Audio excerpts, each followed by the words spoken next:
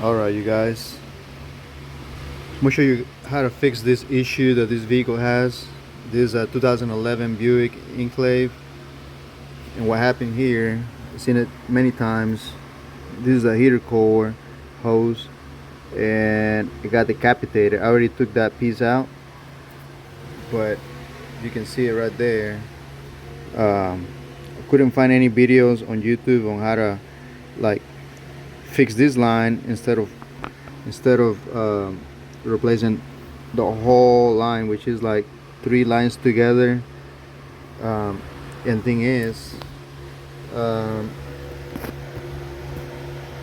like when you buy those lines, those things are like 180 to replace it. So I'm gonna show you how to fix it. Hopefully this helps somebody out there with the same issue. All right, so this is the other piece that got decapitated. As you can see right there, the heat, all that vibration that the engine makes, over time it'll make it break. So I already took it out. It has this one, you basically take it out, you squeeze these 2 ends like this. It's kind of hard to hold it with just one hand, but you squeeze them and then you turn it as you go and then pull it out, slide it out, and it'll come out. Just wiggle it and play with it. It'll come out. And this is the part. Went to AutoZone. Part number is 800-411. It's a Doorman brand. This is basically how it looks.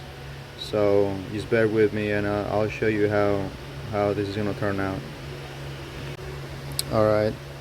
So what I'm gonna do, I'm gonna use a grinder, and I'm gonna cut that clamp that it was pressed from the factory. This right here is aluminum, so it's gonna be pretty easy to cut it with a little grinder. And I'm gonna reuse the hose because I'm scared if I detach the hose from that T back there.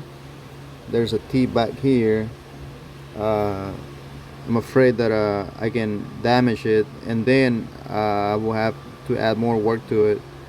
So again, if you have a little grinder, just little blade on it, then it'll cut it really quick, really easy. And then inside the hose, it has the other end, which is right there inside. But once you cut this clamp, you can just get some needle nose and get that part out, and then slide the new connector in and just put a clamp. So let me go ahead. I'm probably gonna pause the video, so I need to use both hands and cut it and see if I can show you how to go. Alright, so I made a cut on the side. I went straight, like made a straight cut. But it still was like hard to get it off. So I ended up making another cut, and that basically did the trick. So this is how it looks like. And like I said, I used this little grinder with a small blade. It didn't take that long to cut it. So let's see if I can get some good light. So here's the line. It's right there, and the remaining pieces, they're still inside. So you get some pliers and just crush the line right here, like squeeze it with the pliers like that. See how they're already breaking. So just make sure you get everything out. You don't want to leave any pieces inside.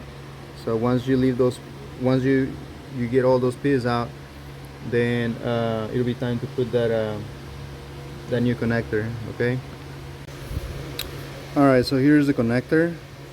Put a little bit of grease on it, on the tip, so that way it'll slide in the hose really smooth. That's the grease I use, silicone paste. And I also put some grease on the pipe the aluminum pipe, put a little bit on it, so when you put the connector, it doesn't goes in too rough and it'll end up messing up the seal. There's like a seal inside that keeps it from leaking. So you can use, I guess, W40, something just to make it a little slick. So and then before you put the connector on the hose, make sure you put the clamp that you're gonna use to tie the hose. Make sure the clamp is facing your way, like I have it. That way it'll be easier to tie it. This one is it has the 8mm bolt head in it. So let me go ahead and pause it a little bit, so I can, because I'm gonna have to use both of my hands, and I'll go back to it. Okay, so there it is, guys.